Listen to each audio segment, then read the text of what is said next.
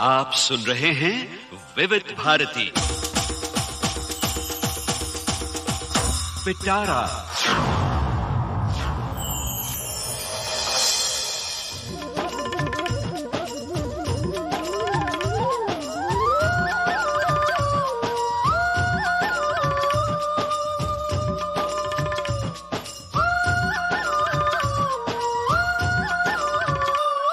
आज पिटारा में पेश है सेल्यूलॉइड के सितारे।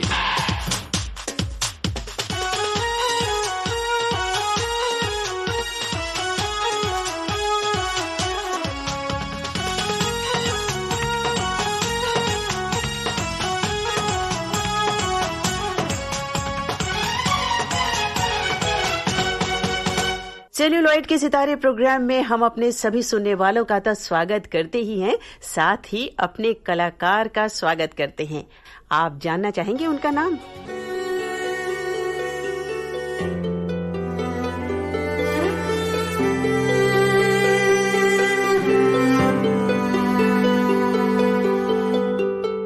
सर झुका के जमीन पे रखने से अब खुदा पांव खींच लेता है। उसको भी अब यकीन नहीं आता, उसको भी अब यकीन नहीं आता, इस जमीन पर उसी का एक घर था। एक बार तो यूं होगा, थोड़ा सा सुकून होगा, न दिल में कसक होगी न सर में जुनून। अच्छा ये बताओ, नींद तो आती है ठीक से? नहीं आ रही। कितने दिन से नहीं सोए हो? 4-5 दिन से। 4-5 दिन। आखिरी बार ठीक से कब सोए थे? कब सोया था? पिछली बार जब अपने गांव गया था, माँ की गोद में सर रख के लेटा था, वहां आई थी नींद। बहुत गहरी नींद आई थी। मैं सोता रहा घंटों। नींद तो माँ की गोद में आती है डॉक्टर साहब। आप पहचान गए? जी हाँ, इरफान जी नमस्कार। नमस्कार। इरफान जी, हमारे स्टूडियो में आपका बहुत बहुत स्वागत है। मैं ये जानना चाहूंगी इरफान जी से कि आप इस फिल्मी दुनिया में कैसे आए? मैं जब स्कूल खत्म कर रहा था तो मैं अपने पैरों पे बहुत जल्दी खड़ा होना चाहता था, ऐसा मेरी इच्छा थी। तो मैं उन दिनों क्रिकेट खेलता था और मुझे लगता था, मैं सपने देखता था कि मैं क्रिकेटर बन जाऊंगा। तो फिर सडनली मुझे लगने लगा कि दिस इज पॉसिबल नहीं है, क्योंकि इतने सारे लोग हैं और घर की तरफ से भी बहुत ज़्यादा सपोर्ट नहीं था उस चीज़ को ना लेकर। क्योंकि मेरा एक बार सिलेक्शन हुआ था CK नायडू में, लेकिन क्योंकि उतने में पैसे कलेक्ट नहीं कर सका, मैं जा नहीं सका, तो मुझे लगा कि ये इसको परसू में कर नहीं सकता। तो उसके बाद मैं कुछ अलग अलग चीज़ें कोशिश करता रहा, ट्राई करता रहा, लेकिन जल्दबाजी में था। मैं जल्दी से जल्दी अपने पैरों पे खड़ा होना चाहता था। स्कूलिंग के बाद ही? स्कूलिंग के बाद फिर मैं कॉलेज भी करता रहा और बीच में ये आर्ट फिल्मों का दौर शुरू हुआ और हम मतलब कॉलेज जाने लगे तो घर से छुप हुआ चोरी मतलब फिल्में भी देखने लगे। उसके पहले अलाउड नहीं था फिल्म देखना। तो फिल्मों ने असर करना शुरू किया आपके पास, और तब कहीं जहन में आया होगा कि मैं ये करना चाहता हूँ। तो इसके लिए कहीं प्रॉपर ट्रेनिंग ली? हाँ, मैंने सोच लिया था कि मैं ऐसे ही मुंह उठा के मुंबई नहीं चला जाऊंगा। जिन कामों से मैं मुतासिर हुआ था, जिन लोगों के कामों से मैं मुतासिर हुआ था, मेरे जहन में था कि मैं पहले एक स्टैंडर्ड तक का काम कर सकूं, तब मैं फिल्म में जाने की कोशिश करूंगा। अपनी काबिलियत पहले बढ़ानी थी अपनी नजरों में। तो मुझे पता चला NSD का, फिर मैं NSD के पीछे पड़ गया। फिर नाटक करना शुरू किए जयपुर में। उसके भी अजीब अजीब मतलब वाकयात शुरू में, जिस तरह के नाटक किए वो बहुत ही मतलब अभी सोचता हूँ तो काफी हंसी आती है उसके बारे में सोच के। लेकिन शुरुआत वैसे ही हुई। कहाँ से हैं आप? मैं जयपुर से हूँ, राजस्थान। अच्छा, पढ़ाई वहीं हुई आपकी? सब पढ़ाई पूरी वहीं हुई। तो NSD में कब आए दिल्ली? मैं लेट 80s में आ गया था NSD। अच्छा। और 3 साल का कोर्स होता है वो, और ये सब देख कर आए थे कि नसीर साहब, ओम साहब, ये सब लोग वहाँ से निकले हुए हैं और उनका काम नया नया हमने देखा था, उनकी फिल्में देखी थी। तो मन में था कि मतलब हम भी कभी शायद बन जाएंगे एक्टर। तो वो कला फिल्मों का दौर था, आप जिस जमाने में आए, है ना? और मुझे लगता है कि आपको उन्हीं फिल्मों ने आकृष्ट भी किया। उन्होंने किया, और कुछ पुरानी फिल्में भी देखने को मिली। दिलीप साहब को पहली बार देखा, बलराज साहनी को पहली बार देखा। इन सब लोगों का हमने देखा नहीं था, हमें इजाजत नहीं मिलती थी फिल्में देखने की। अच्छा, घर तो इन लोगों घर से हमें बिल्कुल पाप था हमारे लिए। अच्छा, मतलब बहुत डिसिप्लिन घर में रहे आप। हाँ, डिसिप्लिन मतलब उस तरह से नहीं था, लेकिन कम से कम कुछ चीजों से परहेज था घर में। पतंगबाजी हो गया, मतलब इस तरह के जो भी शौक होते हैं, बाहर निकलना मतलब बुरा माना जाता था हमारे घर में। कि बाहर जाओगे बिगड़ जाओगे।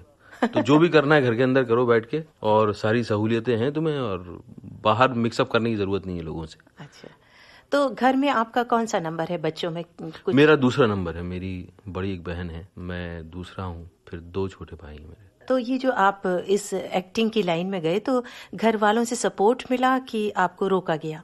शुरू में तो रोका गया, क्योंकि फिल्मों से जो परहेज था, तो नाटक वाटक तो उनको समझ में ही नहीं आता था कि ये क्या चीज है। लेकिन क्योंकि मैं जिद्दी था, मुझे पता था कि मैं वही कर सकता हूँ जिसमें मेरा दिल लग रहा है, नहीं तो बड़ा मुश्किल हो जाता है। मैं उस काम के साथ फिर इंसाफ नहीं कर सकता। और मुझे लगता है कि इंसान की ये जो जिद है उसको कहीं ना कहीं अपनी मंजिल तक पहुंचाती है और बहुत मेहनत भी करवाती है ना? बिल्कुल, अगर जिद है और लगन है और आप में मतलब आप भटके हुए नहीं हैं, सेंस, थोड़ा कॉमन सेंस भी है, तो जरूर आपको आपकी मंजिल तक पहुंचा सकती है। तो ये एनएसडी का कोर्स करने के बाद आपने क्या डिसाइड किया कि आप क्या करने वाले हैं?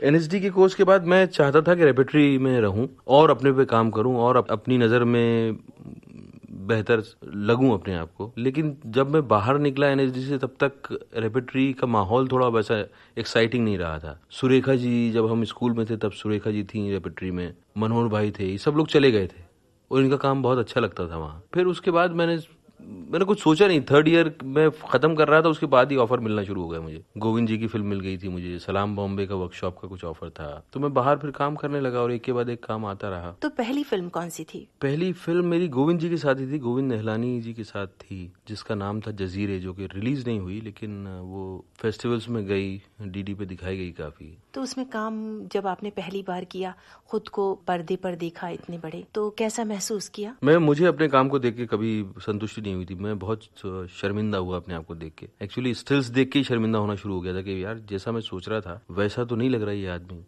और जब कुछ मुझे अपने काम में वो फ्लूडिटी नहीं दिखती थी, जो बहाव नहीं दिखता था जिसकी तलाश में मैं था, तो अपने आप को देख के काफी डिसअपॉइंटमेंट मुझे होता है, अक्सर होता है। काम वैसे सीरियल में भी काफी बनेगी अपनी बात में, कई जगह बहुत मजा आया। और फिर डर एक सीरियल मैंने किया था, चंद्रकांता में कई जगह मैंने एंजॉय किया। बहुत। हाँ। और वो आपका जो इम्प्रेसिव चेहरा है वो बहुत सारे लोगों के दिलों में बसा हुआ है अभी भी। अच्छा, हम फिर से आपकी उसी फिल्मों की तरफ जाते हैं और ये जानना चाहते हैं अपने श्रोताओं की तरफ से कि जब फिल्मों में 1-2 आपने काम कर लिया, तो आपको ऐसा लगा कि यही आपकी मंजिल है या कुछ और आप करना चाहते हैं? मैं फिल्मों अभी, क्योंकि काफी काम मुझे लगता है कि अपने पर करना बाकी है और काम को और एंजॉयबल बनाना मैं चाहता हूँ। लेकिन मुझे ये लगने लगा है कि जो मुझे लगता था कि मैं एक्टर बन गया तो सारी मंजिलें मेरी पूरी हो जाएंगी और सारी खुशियां मिल जाएंगी, वैसा शायद लाइफ में होता नहीं है। जिस चीज के पीछे आप जाते हो फिर उसकी असलियत पता लगने लगती है। जैसे पॉपुलैरिटी भी 2-धारी तलवार जैसा है, कहीं से काटती है, एक्सपेक्टेशन बढ़ जाती है, आपको कुछ देती है तो आपसे कुछ ले भी लेती है, काफी कुछ ले लेती है। और फिर आपको जब दुनिया में इतनी चीजें देखते हो, आपको लगता है कि एक्टिंग सब कुछ नहीं है। वैसे तो करने को दुनिया में बहुत कुछ है, और जो लोग करना चाहते हैं, जो सक्षम होते हैं, आप जैसा कह रहे हैं, उनको ऐसा लगता है। बहुत से लोग तो संतुष्ट भी हो जाते हैं। आपने अभी अपनी फिल्म वॉरियर की बात की, तो उसके बारे में कुछ बताइए कि उसका वहां तक पहुंचना, उसमें काम करना, कैसा सब एक्सपीरियंस था? वो एक्सपीरियंस मेरे लिए एक्चुअली टर्निंग पॉइंट था मेरी लाइफ में, एज एन एक्टर भी, क्योंकि मैं जिस तरह काम कर रहा था और एक जिस तरह काम मैं करना चाहता था, और मैं उन दिनों एक्टिंग से एक्चुअली बोर हो चुका था, सीरियल्स कर करके एक ही तरह का काम कर करके, और मैं उससे ब्रेक लेना चाह रहा था। बतौर ब्रेक मैंने अपनाया था डायरेक्शन को। मैं कुछ बीबीसी के लिए डायरेक्ट कर रहा था। अच्छा, डायरेक्ट भी किया आपने फिल्मों को? और उसी दौरान मुझे किसी कास्टिंग डायरेक्टर ने, मेरे दोस्त जो हैं दिग्बांशु धूलिया, उन्होंने मुझे बुलाया इस रोल के लिए। तो मैंने जब नाम सुना वॉरियर, तो मुझे लगा कि कुछ बी ग्रेड फिल्म होगी हॉलीवुड की। तो मैं गया, लेकिन जब स्क्रिप्ट मैंने सुनी तो मुझे लगा कि ये फिल्म बहुत कुछ दे सकती है। और उस फिल्म का जो तजुर्बा रहा 2 महीने, 2.25 महीने का, वो काफी असर डालने वाला रहा। और उसने आपको दिया भी बहुत से अवार्ड्स भी उसी की वजह से मिले आपको। जी। तो उन अवार्ड्स के बारे में बताइए ना। ये एक ब्रिटिश एकेडमी अवार्ड्स मिले हैं, फिल्म को मिले हैं, दो ब्रिटिश एकेडमी अवार्ड्स मिले हैं। फिर अलग फ्रेंच फेस्टिवल में दिनाक एक फेस्टिवल होता है, उसके अंदर बेस्ट फिल्म का मिला है। देन सिनेमेटोग्राफी में स्पेन में एक अवार्ड होता है, उसके अंदर उसको मिला है वो। अच्छा, अभी अब कुछ आपकी बात हो जाए कि जब भी हम आपको किसी सीरियल में देखते हैं या किसी फिल्म में देखते हैं तो ऐसा लगता है कि आप अभिनय नहीं कर रहे हैं, आप मतलब उसी का एक हिस्सा है जो किरदार है आपका। तो इसके लिए आप क्या कोशिश करते हैं, कितनी मेहनत करते हैं, कितना आपका होमवर्क होता है कि जिससे जो भी रोल आप करते हैं वो उसमें ऐसा लगता है कि उसी को आप जी रहे हैं? एक्चुअली मेरा एक्टिंग में आने का मकसद यही था कि जो मैं किरदार की वजह से किसी एक सिचुएशन को महसूस कर सकूं, बट उसका एक्शन का जिम्मेदार मैं ना रहूं। एक आदमी मर्डर कर देता है, अब मैं खुद मर्डर करके उसको एक्सपीरियंस नहीं करना चाहता, लेकिन एक्टिंग में आप कम से कम उस सब इमोशंस से गुजर के आ सकते हैं, वो सब आप महसूस कर सकते हैं जितना भी पॉसिबल है। मुझे वही एक खिंचाव था एक्टिंग फील्ड में आने का, कि मैं जो नहीं हूँ वो हो सकता हूँ, और वैसा करने का मुझे पैसा भी मिलेगा और शोहरत भी मिलेगी। तो ये एक कुछ नया अपने अंदर से निकालने का एक जज्बा था। एक्टिंग करता हुआ आदमी मुझे बहुत फॉल्स लगता है, क्योंकि जो सिचुएशन आप कर रहे हो उसमें जितना उसको बिलीव कर सको यही मजा है उसका, और मेरी कोशिश वही रहती है, मतलब लोगों को बिलीव करवा सकूं और खुद भी बिलीव कर सकूं जिस वक्त कर रहा हूं। तो उसके लिए क्या करते क्या है आप, होमवर्क क्या उसके लिए करते? होमवर्क मेरा 15 साल से चल रहा है, 17 साल से चल रहा है, जब से मैंने एक्टर बनने की कोशिश की है। थोड़ा जो चीजें समझ में आती जा रही हैं, और वो प्रैक्टिस है, वो रियाज है, उसको मतलब ऐसे शब्दों में मैं नहीं बता सकता। नहीं, मतलब जैसे किसी खास किरदार को आप करने जा रहे हैं तो उस माहौल में उस खास रोल के लिए उसी जगह आप कुछ जाते हैं, कुछ सीखते हैं, या सिर्फ महसूस करने से ही आप ऐसा कर पाते नहीं, हैं? कुछ किरदारों की जरूरत होती है कि उस तरह का माहौल देखा जाए, या उस तरह का एक्सेंट आप, अगर जैसे जबान, जो फिजिकलिटी है कैरेक्टर की ना, जो ऊपरी, जो जैसे आप जबान समझ में आती है, तो जबान, अब इलाहाबाद का मैंने रोल किया है, तो मैं बम्बई में बैठ के इलाहाबादी लैंग्वेज इमेजिन नहीं कर सकता। मुझे उन लोगों से मिलना पड़ेगा, उनके साथ रहना पड़ेगा, या मेरी जो एसोसिएशन है पुरानी इलाहाबाद की वो काम में आएगी। तो कुछ किरदार में जरूरत होती है आपको उन फिजिकलिटी देखने की, समझने की। किसी किरदार, जैसे कोई किरदार कोई प्रोफेशन करता है, ड्राइवर है, अब वो फिर ड्राइविंग आपको आना चाहिए ना, आपको उस गाड़ी से एक रिश्ता होता है ड्राइवर का, तो वो आपको समझना चाहिए। आम जिंदगी में अगर आप ये नहीं समझ सकते कि ड्राइवर का और उसी गाड़ी का क्या रिश्ता है, सबका एक नहीं होगा, सबका अलग अलग होगा, तो अब ये आपकी जिंदगी के तजुर्बे पे मुनहसर करता है कि आप उस एक्सपीरियंस को कैसे ला पाते हैं उस रोल में। बहुत अच्छी बात है, क्योंकि वो रोल अपने आप में इतना प्रभावी हो जाता है कि वो फिल्म तो हम भूल जाते हैं, पर वो रोल और आपकी सूरत याद रह जाती है। अरे वाह, क्या बात है। इरफान जी, आपने इलाहाबाद की बात की, वहाँ की भाषा की बात की, तो कोई ऐसा डायलॉग आपको याद है? डायलॉग याद तो ऐसा कुछ नहीं है, मतलब, लेकिन वो वहाँ का लहजा बड़ा मजेदार होता है। और जैसे बस जिस तरह से वो बोलते कि अरे यहाँ आओ, यहाँ बैठो, क्या पिक्चर देख लिए ना देख लिए, मजा ले रहे हो भैया। ऐसा कुछ बोलते हैं वो लहक के, तो अच्छा लगता है। खींच के तो हासिल में मेरा वही लहजा है। हाँ, तो हासिल की बात अभी हम बहुत सारी और करने वाले हैं। आपने थिएटर भी किया, फिल्में भी की, दूरदर्शन में टीवी के सीरियल्स भी किए, बहुत सारे काम किए, और इससे क्या हासिल किया, और फिल्म हासिल की, उससे क्या हासिल किया? हासिल से एक्चुअली अभी तक जो मेरी फिल्में आई थी या टेलीविजन में जितना लोगों ने काम देखा था, मुझे लोग इज्जत करते थे, समझते थे कॉम्पिटेंट एक्टर हूँ, अच्छा एक्टर हूँ, ऐसा लोगों का मानना था। लेकिन काम इतना अलग नहीं था, जो कि मेरी बहुत ही, जो मैं अंदर से जितना उबल रहा था बताने के लिए कि नहीं, यही नहीं है, और भी कुछ है मेरे अंदर। हासिल के किरदार ने मुझे मौका दिया दूसरी तरह से लोगों को एंटरटेन करने का। गुनाह में भी जैसे लोगों को बहुत पसंद आया था, लोग सीटी मारते थे, ताली मारते थे पिक्चर हॉल में, लेकिन वो रोल वैसा लोगों ने कभी कहीं ना कहीं देखा होगा, उस किरदार का ऐसा एटीट्यूड लोगों ने देखा होगा किसी ना किसी रोल में कहीं। लेकिन हासिल में जो कैरेक्टर का जर्नी है, जो उससे कंसर्न है, जिस तरह से वो लोगों के सामने धीरे धीरे खुलना शुरू होता है, लोग किस तरह के हालात में शुरू में देखते हैं, फिर कैसे वो कहाँ से कहाँ जाता है, वो बहुत ही नया है और मेरे लिए भी एंटरटेनिंग है। मतलब मैं उस किरदार को देखना चाहूंगा, ऐसी कोई फिल्म होगी तो मैं देखना चाहूंगा। तो वो करने के बाद आपको कुछ अच्छा लगा? मुझे बहुत जिस तरह से लोगों ने उसको सराहा और जिस तरह से उसको इज्जत दी और जितना उन्होंने एंजॉय किया, जिस तरह से जिन्होंने देखी ये फिल्म और जिस लहजे में वो बात करते हैं, समझ में आता है आपको कि फिल्म ने कहाँ असर डाला है। तो ये आपको कैसे हासिल हुआ ये रोल? ये रोल हमारे वही दोस्त जो तिग्मांशु धूलिया, जिनके साथ मेरा अब तक का सबसे अच्छे काम मैंने उन्हीं के साथ किए हैं। पुराने जितने भी टेलीविजन के काम थे कुछ और कुछ फिल्मों के काम, वो इलाहाबाद के हैं और वो ये फिल्म बनाना चाह रहे थे, पहली फिल्म अपनी, उन्होंने यही चूज़ की थी। काफ़ी उन्होंने, कई लोग पहले उनका दिमाग में कोई और था जिससे वो करवाना चाहते थे। मैं उन दिनों टेलीविज़न कर रहा था, उनकी फिल्म बनी नहीं, धीरे धीरे 2-3 साल निकल गए। फिर उनको लगा कि उनको मुझसे करवाना चाहिए। मैं इंतज़ार कर रहा था कि कब उनके मुंह से मेरी बात सुनूं। और बस उसी तरह से मिली।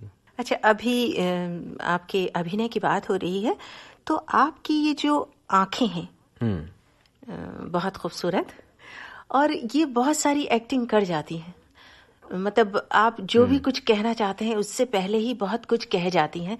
तो इतनी असरदार आंखों की एक्टिंग के लिए आपने कुछ प्रैक्टिस की, कुछ कसरत की, कुछ किया आंखों का, कि ये अपने आप ही बोलती हैं? जो मेरा अपीयरेंस है उसमें मेरा कोई भी हाथ नहीं है। इसमें सिर्फ ऊपर वाले का, बनाने वाले का, मेरी जीन्स का, मेरे माता पिता का जितना मिश्रण है मुझ में, उसका हाथ है। मेरा इससे कुछ, मतलब लोग बात करते हैं, मेरे फादर भी मेरे आंखों के बारे में बोलते थे। आज तक मुझे नहीं पता क्या है वो, पर उनको कभी कभी प्यार से बोलते थे कि अरे आंखें हैं कि प्याले हैं, मतलब ऐसे बोल देते थे वो। और बाद में मैं सुनता रहा हूँ इस सेंटेंस को कि आपकी आंखें बहुत, maybe I don't know, मुझे कुछ सच में इस बारे में पता नहीं है। नहीं, मतलब इतनी इम्प्रेसिव, इसका उसका मुझे डिसएडवांटेज भी रहा है एक्चुअली शुरू में काफी। कैसे? लोगों को लगता था कि इनको बदला नहीं जा सकता, ये हर किरदार में एक सी लगेंगी, और जो जिस बात से मुझे बहुत तकलीफ होती थी। लोगों को लगता था कि मेरा फेस लिमिटेड है, क्योंकि बिकॉज ऑफ आंखें इतनी प्रोमिनेंट हैं कि मैं हर किरदार में एक सा लगूंगा, ऐसा लोगों का मानना होता था। तो ये कब भ्रम टूटा? ये जैसे जैसे मैं काम करता रहा, काम बेहतर से बेहतर लोगों को दिखता रहा, फिर लोगों के लिए आंखें खूबी इम्पोर्टेंट हो गई। वो ज्यादा इम्पोर्टेंट हो गई। क्योंकि इतनी इम्प्रेसिव आंखें, और वो भी बोलती हुई, मतलब बगैर बोले ही बहुत कुछ कह जाती हुई, कम लोगों की होती है। ये आपको खुदा की नेमत है। हाँ। चलिए, आपकी आंखों की बात हुई, तो मतलब कोई भी इसके लिए आप प्रयत्न नहीं करते ना? नहीं, मैं पक्का कर लूं मैं? बिल्कुल पक्का, मैं कोई प्रयत्न नहीं करता। मेरे फादर की आंखें कुछ ऐसी थी, अच्छा, इस तरह की थी, और उन्हीं से मुझे लगता है कि मुझे मिली है। अच्छा, अब जैसे कितने साल हो गए आपको एक्टिंग करते हुए, तो इस वक्त आप अपने को कहाँ पाते हैं? कम से कम 10 साल तो हो गए मुझे, लेकिन मुझे अभी भूख बहुत है किरदार करने की, और हमेशा वो भूख बदलती जा रही है। पहले कुछ और थी, पहले कुछ और मैं करना चाहता था, कुछ और बनना चाहता था। फिर जैसे जैसे एक्टिंग के अच्छे तजर्बे होते गए, तो मेरी तलाश कुछ और शुरू हो गई है।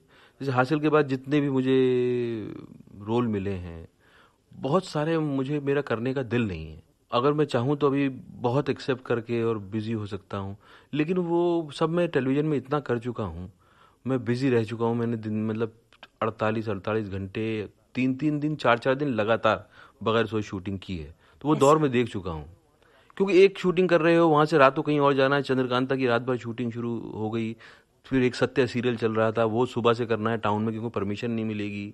तो वो ऐसे कंटिन्यूअस 3-4 दिन की बार, एक बार मैं रो दिया था। सफ़र एक सीरियल था, उसके डायरेक्टर को मैंने बोला प्लीज़ तुम शूटिंग कैंसिल कर दो। तब मेरे पास ड्राइवर भी नहीं था कि मैं टाउन आऊँगा, अभी मैं हालत में नहीं हूँ, मुझसे बात नहीं की जा रही। वो मेरे सामने रोने लग गया कि तुम करोगे, मेरा डायरेक्शन, मेरी नौकरी छूट जाएगी। प्रोड्यूसर का इतना प्रेशर है।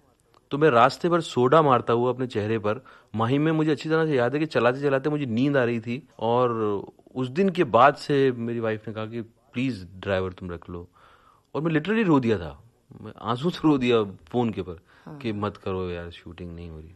तो वो दौर मैं देख चुका हूँ। तो बिजी होने का अभी मुझे चस्का, अभी अपने काम से अंदर से मुझे उसका एक मज़ा मिलना चाहिए, जो मेरे लिए तजर्बा बन जाए, जो मुझे बाद में याद आए। एक काम करके आप खत्म हुए तो ऐसा ना हो कि यार पीछा छूटा, मतलब खुशी हो, और बाद में याद आए, जिसको मिस करो आप, और जो कुछ आपकी जिंदगी में कुछ ऐड कर जाए, एक ऐसी कहानी जिसका असर आप नहीं हो जाए कि वही की वही रोल हमेशा, तो अच्छा नहीं।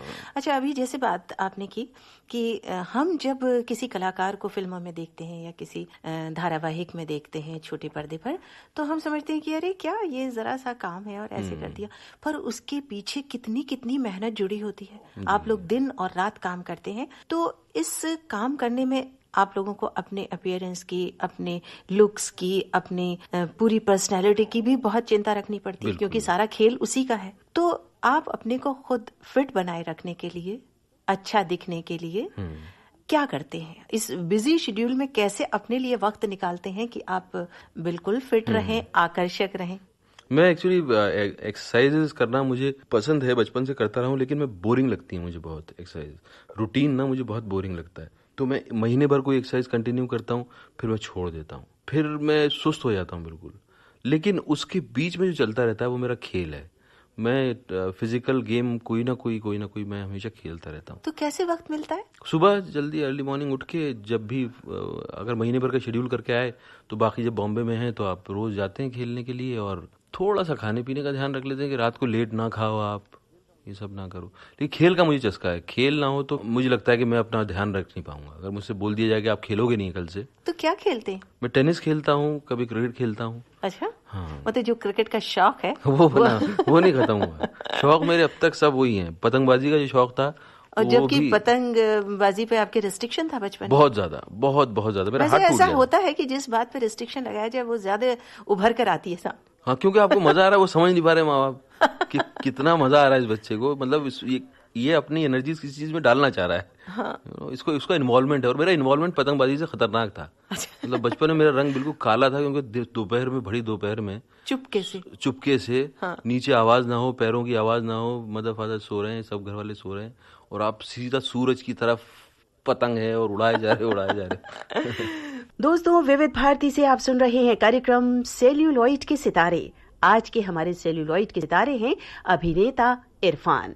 इरफान जी, आप शोहरत के इस मुकाम पर पहुंच गए हैं, बहुत सी मंजिलें आपने तय कर ली हैं, बहुत सी अभिनय की बारीकियां आप जान गए हैं, तो अभी आपकी और क्या तमन्ना है करने की? कसम से बता रहा हूँ, मुझे लगता है कि मेरा अभी शुरुआत भी नहीं हुई है। मुझे लगता है अभी शुरू होगा। हाँ, बहुत सारी चीजें हैं। मतलब आपका काम आपको जो दे सकता है या लोगों को दे सकता है, मनोरंजन करना है, आपका अपना मनोरंजन होना है उसमें, फिर उस मनोरंजन कितना प्रोडक्टिव है, लोगों पे क्या असर डाल रहा है, ये सब बहुत इम्पोर्टेंट हो जाता है। तो ये सब अभी तो शुरू, मतलब मुझे लगता है कि हुआ है, और आगे इंतज़ार है उस तरह के मौके मिलने का जिसमें मैं ये सब हासिल कर सकूं। हमारी तरफ से तो सभी शुभकामनाएं कि आप जो चाहते हैं वो कर पाएं। अच्छा, अब ये मैं जानना चाहती हूँ कि जो कोई अगर सफल होता है, कोई कलाकार, तो उसके पीछे उसके घर का, उसके घर के परिवार के लोगों का बहुत सहयोग होता है। तो आप अपने परिवार के बारे में कुछ बताइए कि कौन आपकी प्रेरणा बनकर आपके सामने आया? प्रेरणा ऐसे इस परिवार में, हमारे परिवार में से कोई ऐसा शख्स नहीं है जो फिल्म लाइन में आया हो या इस लाइन से जुड़ा हुआ हो। हमारे परिवार में कोई सपोर्ट नहीं किया इस चीज़ को, लेकिन मैं जिस तरह का भी हूँ इंसान, या मैं अपने आप को अगर ये कहूँ कि मैं थोड़ा सेंसिटिव हूँ या मुझ में कुछ भी गुण हैं, तो वो मेरे परिवार ने मुझे दिए हैं, और वो कहीं ना कहीं आपकी शख्सियत के, मतलब जब तक आप हैं जिंदा, वो आपके साथ चलते हैं। वही मुझे लगता है कि मेरे परिवार का योगदान है। मेरी माँ ने मुझे ठीक से पढ़ाया, उन्होंने ध्यान रखा हमारा, और हमारे फादर ने हमें अच्छी तरह पाला। जैसा उनके फादर ने उनको पाला था, उससे बेहतर हमें पाला। अब हम जो अपने बच्चों को पालेंगे, शायद हम उससे बेहतर पालेंगे जो हमारे फादर ने हमें किया। अच्छा, अपनी जीवन संगिनी के बारे में कुछ बताइए कि वो भी कुछ काम करती हैं आपके जैसे, कला के क्षेत्र में है, आपसे उनका मिलना कैसे हुआ? मेरा एक्चुअली उनसे मिलना हुआ नेशनल स्कूल ऑफ ड्रामा में, NSD में। उसके पहले तक मैंने तय कर रखा था कि मैं शादी जैसा बंधन में बनने का मेरा कोई इरादा नहीं था बिल्कुल। अच्छा? मेरी माँ ने मुझे कहा NSD आने से पहले कि कम से कम शादी करके फिर चले जाओ। अच्छा, वो मुझे श्योरिटी रहे वो मुझे बात अपने आप में बिल्कुल कन्विंस में उससे नहीं हुआ। उन्होंने बहुत मुझे फोर्स किया, लेकिन मैं एडमेंट था कि मैं नहीं करूंगा शादी। मुझे लगता था कि मैं करूंगा ही नहीं। तो किसने तोड़े ये बंधन? ये बस मुझे NSD में मेरी क्लासमेट थी शुतोपा, उनके साथ जब इंटरेक्शन हुआ तो वो बात कर सकता था मैं काफ़ी ना, तो उस तरह से साथ रहा। और वो लिखती हैं, वो जैसे बनेगी अपनी बात सीरियल उन्होंने लिखा था, फिर खामोशी एक फिल्म आई थी, वो भी उन्होंने लिखी थी। तो वो हैं साथ, वो लिखती हैं, मैं एक्टिंग करता हूँ, और मैं उनका योगदान मेरी ज़िंदगी में, मेरे इस एक्टिंग का जहाँ तक ताल्लुक़ है, वो मेरी सबसे अच्छी क्रिटिक मेरी वो रही हैं। उन्होंने मेरी कभी तारीफ नहीं की। तो आप उनकी तारीफ के लायक काम कब करने वाले हैं? मुझे वॉरियर के बाद उन्होंने मुझे मतलब अप्रूवल दिया एज एन एक्टर कि मैं एक्टर हूँ शायद। हासिल देख के उन पे काफ़ी असर पड़ा था। अच्छा। हासिल देख के आई तो वो मतलब इतनी इमोशनली चोक्ड थी कि रोने लग गई वो, और उन्होंने बोला कि आई एम रियली प्राउड मुझे कई बार लगता था कि वो समझ नहीं पा रही है कि मैं क्या ढूंढ रहा हूँ और एक्टिंग मेरे लिए कितना सीरियस है। सीरियस इन द सेंस मुझे वो अप्रूवल चाहिए, क्यों एक अंदर से आपको हमेशा से लगा है कि लोग जिस तरह से आपको देखते हैं आप वो नहीं हो। आप लोगों से एक्सेप्टेंस चाहते हो खास किस्म का, कि मैं खास हूँ, मेरे अंदर जो है वो सामने आना चाहिए। और वो कितना खास है मुझे कई बार लगता था कि शायद उनको अंदाजा नहीं है इस बात का, और हासिल देख के उनको लगा कि मैं कुछ किया है। तो कितना वक्त बिता पाते हैं आप अपने परिवार के साथ इतने बिजी शेड्यूल में? मैं कभी कभी जैसे लंबे शेड्यूल अगर हुए, महीना भर कहीं जाना हुआ, तो मैं I make it a point कि वो at the end of the schedule वो आ जाए शुतुपा के साथ, और घर पे मैं बिता लेता हूँ, ठीक ठाक टाइम बिता लेता हूँ। इरफान जी, आप विविध भारती के स्टूडियो में आए हैं और हम आपसे बात कर रहे हैं, और हमारे लाखों लाख श्रोता जो हैं इस वक्त बिल्कुल रेडियो से कान लगाए हुए बैठे हैं, क्योंकि उनके चहेते अभिनेता उनसे बात कर रहे हैं। तो आपको कैसा लग रहा है, और पहले आप कभी विविध भारती सुनते थे? मैं विविध भारती काफी सुनता रहा हूँ। एक्चुअली मुझे एक्टिंग का शौक लगाने में विविध भारती का भी हाथ है। अगर मतलब ये तो किसी को पकड़ना अच्छा हो लग रहा है। तो विविध भारती गाने, रात को जो गाने आया करते थे जी, बहुत, वो हम सुन के सोया करते थे। और हवा महल बहुत सुना है मैंने, और जयपुर अजमेर पे कुछ ड्रामे आया करते थे जो कि कई कई दिन याद रहते थे। और रेडियो का काफ़ी ड्रामों से जुड़ना, कहानियाँ, क्योंकि दादी वादी तो दादी का कॉन्सेप्ट है कि दादियाँ कहानी सुनाती हैं, हम अपनी दादी के साथ नहीं रहे, तो हमारे लिए रेडियो ने दादी का सा काम किया है ना। और रात को हमें इंतजार रहता था कि कब कहाँ कौन सा नाटक आ रहा है, ढूंढते रहते थे हम रेडियो में। और वो नाटकों की इमेजेस अभी तक ऐसी हैं, वो कभी जैसे धूमिल नहीं होंगी, वो इतनी ताज़ा और इतनी ज़्यादा इफेक्टिव रही हैं। मुझे ऐसा लगता है कि रेडियो के जो नाटक होते हैं वो आपको एक कल्पना का संसार रचने में मदद करते हैं, क्योंकि विजुअल तो कोई होता नहीं, आप जैसा चाहते हैं उसको बना सकते हैं। जी। तो हमें तो बड़ा अच्छा लग रहा है कि आप रेडियो सुनते हैं। अच्छा, अभी आप बात कर रहे हैं श्रोताओं से, तो कैसा लग रहा है आपको कि आप जिस रेडियो को सुनते थे, जिसके जरिए आपने बहुत कुछ जाना सीखा, और आज आप हमारे स्टूडियो में हैं, तो बहुत अच्छा भी लग रहा है, और बहुत ऐसा भी लग रहा है कि जिस वक्त जो जादू था बचपन का, हाँ, वो जादू आपको पता है कि अब पता नहीं कहाँ है। ये बात तो है, वक्त बदलता है, चीजें बदलती हैं, हालात बदलते हैं। खैर, फिर भी आपको रेडियो में आप आए, ये हमें भी बहुत अच्छा लग रहा है। अभी तक जितने भी आपने सीरियल किए हैं, फिल्में की हैं, उसमें सबसे अच्छी आपको कौन सी लगती है? कोई खास रोल? अलग अलग रही हैं। डर एक सीरियल था जो बहुत फैला हुआ नहीं था, जैसे कि आजकल सीरियल होते हैं, फैलते चले जाते हैं, लंबे लंबे हो जाते हैं। उसमें तकलीफ ये होती है कि जो किरदार आपका होता है, वो किरदार की जो सिचुएशंस होती हैं, उनको घुमा फिरा के बार बार वो वही प्ले करना पड़ता है। तो आप उसी सिचुएशन को एक बार कर चुके, दो बार कर चुके, फिर बोरिंग लगने लगता है, वो आपको लगता है कुछ आगे बात बढ़ नहीं रही। डर एक सीरियल था जो काफी अच्छा था उस मामले में। उसकी कहानी छोटी थी, 26 एपिसोड का सीरियल था, और काफी अच्छा लगा था लोगों को, और लोगों को अभी तक याद है। अधिकार एक था लेक टंडन जी का, जो लोगों को काफी छुआ था, बहुत अच्छा था आपका किरदार, खास तौर से। चंद्रकांता था, बनेगी अपनी बात। तो अलग अलग सीरियल, मतलब कोई खास रोल? ऐसा खास रोल मेरा जो है वो सीरियल का नहीं है। वो एक बेस्ट सेलर्स आते थे 45 मिनट की थे, उनमें कुछ कहानियां थी जो मुझे बेहद पसंद है। उनसे मुझे लगा था कि मैंने इतने साल जो टीवी में गंवाए हैं, उनका मुझे कुछ सिला मिला है। हाँ। उसमें एक कहानी थी, एक शाम की मुलाकात, जिसमें मैं परचूनी की दुकान में काम करता हूँ और मकान, मुझे पूरा याद आ गया। हाँ। किराए का मकान लेने जाता हूँ, और मकान मालकिन से मुझे लगता है कि वो मुझ में इंटरेस्टेड है। हाँ। वो था एक फुर्सत में, एक था जिसमें आपके साथ हिमानी शिवपुरी थी। हाँ, गाना गुनगुनाती हैं। याद आ गया। तो उस तरह के काम मेरे टीवी में हुए हैं जो काफी इंटरेस्टिंग थे, और मुझे अजीज है, वो मुझे काफी पसंद है। विशाल भारद्वाज जिन्होंने मकड़ी फिल्म डायरेक्ट की थी, उनकी दूसरी फिल्म है, उसका नाम है मियां मकबूल। ये शेक्सपियर के नाटक पे उनकी कहानी थोड़ी सी अडेप्ट की है। मैकबेथ एक प्ले है शेक्सपियर का, और बहुत मजा आया है मुझे वो फिल्म करने में, क्योंकि उसमें मेरे साथ के कलाकार भी सब वो हैं जिनको देख के मैं एक्टर बना हूँ। अच्छा? नसीर साहब हैं, ओम जी हैं, पंकज कपूर हैं, तब्बू भी हैं उसमें। अपने किरदार के बारे में कुछ बताइए, उसमें आपका क्या है? उसमें एक बहुत ही वफादार सिपह सालार जो होता है एक राजा का, जैसे इस तरह से उसको अडेप्ट किया है बम्बई के माहौल में, और वो वफादार है बहुत, और वो राइट हैंड मैन है किसी का, और कैसे उसकी ख्वाहिशात या उसके आसपास के हालात उसको कुछ और बनने पे मजबूर कर देते हैं, और उसकी वजह से पूरा ट्रेजिक एक उसका जर्नी है। अच्छा, वो बड़ा मजेदार है। एक दुबई रिटर्न एक फिल्म है जो पूरी मतलब इट्स अ कॉमिक फिल्म, हास्यास्पद है वो, और वो किरदार भी बहुत हास्यास्पद है। वो आपका है? वो हाँ। अच्छा। और क्योंकि एक आदमी है जो उसको लगता है कि वो खूनी बन जाएगा, किलर बन जाएगा, तो लोग उसको इज्जत देंगे। अच्छा। तो ये उसकी इसकी कोशिश है किसी तरह से वो किसी का खून कर सके, किसी कोई कॉन्ट्रैक्ट किलिंग उसको मिल जाए, तो वो उसकी तलाश में है। तो उस पर है ये कहानी। फिर एक आन फिल्म है मधुर भंडारकर की, अच्छा। जिसमें सब यहाँ के बॉलीवुड के सब बड़े बड़े सितारे हैं, और एक दिग्मांशु धूलिया की ही जिनकी हासिल है फिल्म, जी हाँ। उनकी एक फिल्म है जिसका नाम चरस है, वो है। अच्छा इरफान जी, आप क्या कुछ और करना चाहते हैं?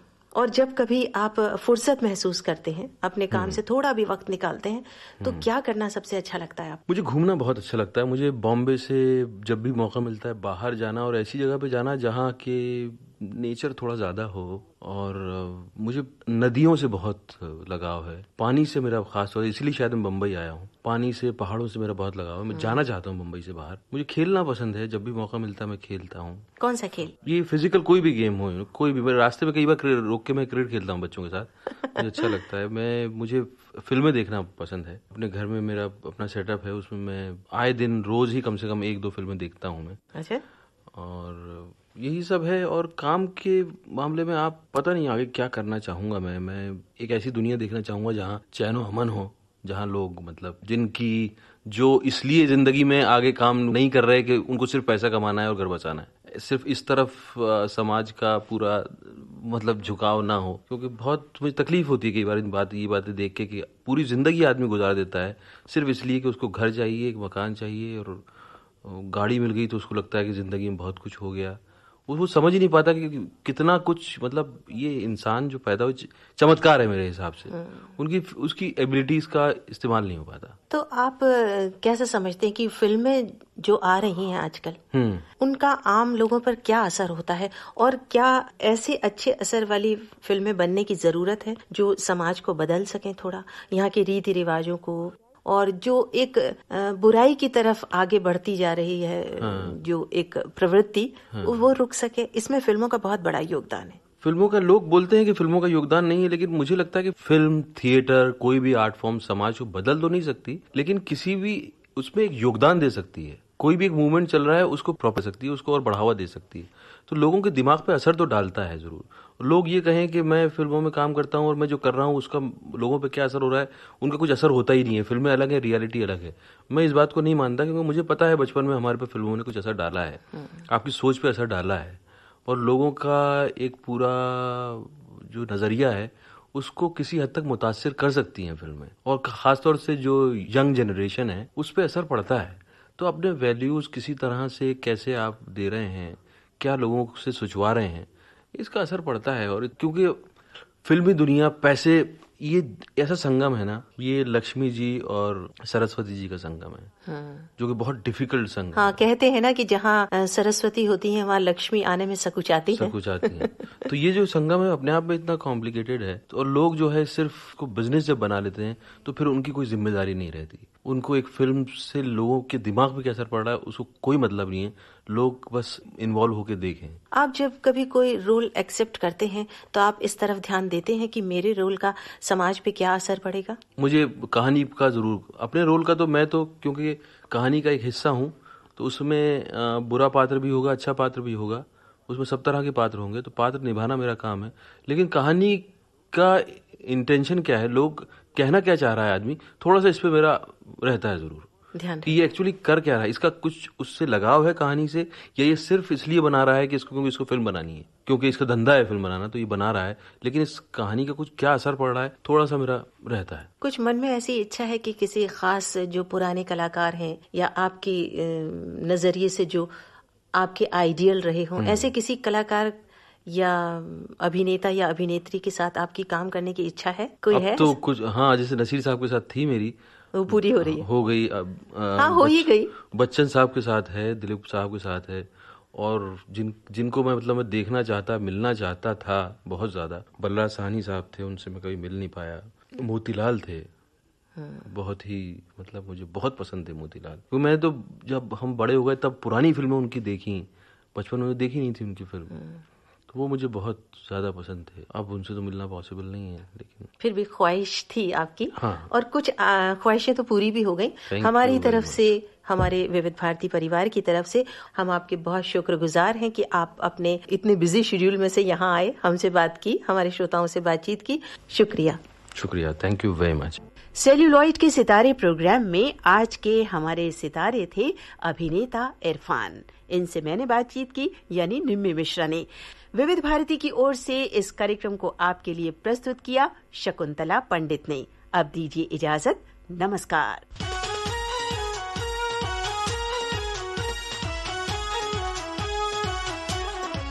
सेल्यूलॉइड के सितारे, हर दिन सुनते रहिएगा पिटारा।